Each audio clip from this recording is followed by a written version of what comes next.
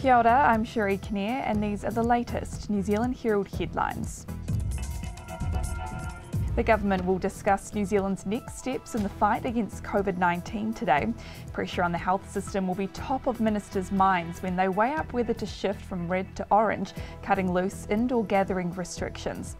Some regions where the Omicron wave has already peaked, like in Auckland, could move down earlier than others.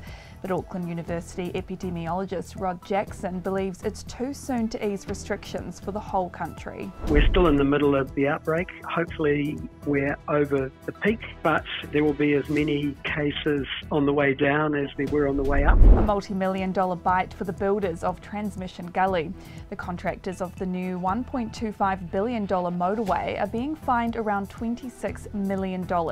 It's due to the road opening 3 months later than it was supposed to.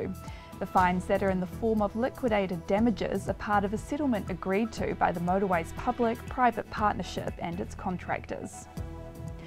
Fire crews could be fighting a massive scrub fire south of Invercargill for the next fortnight, if not longer. It's ripped through about 1,000 hectares of Manuka scrub on Department of Conservation land.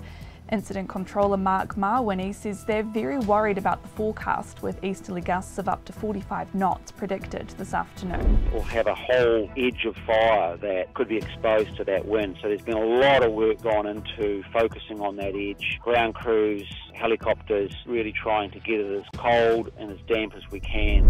It may be some time before police know what happened in a Christchurch house, resulting in 2 deaths.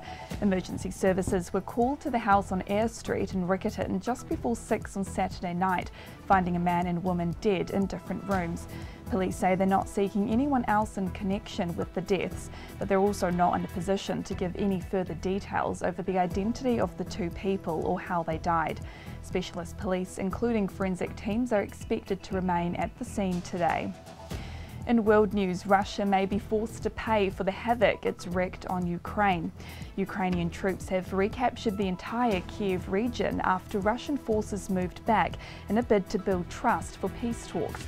Bodies on the streets with bags over their heads appear to be the evidence of civilian executions by Russia, which is a war crime.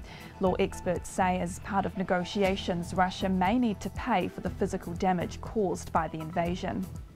And 6 people have been killed and 10 injured in an early morning shooting in California. Sacramento police say they're still looking for the shooter or shooters. And those are the latest New Zealand Herald headlines. For more and to stay up to date, head to nzherald.co.nz. Thanks for checking out our YouTube channel to stay up to date with all the latest news from the New Zealand Herald. Click the subscribe button below or check out one of the videos here, and head over to nzherald.co.nz for more details on these stories and more.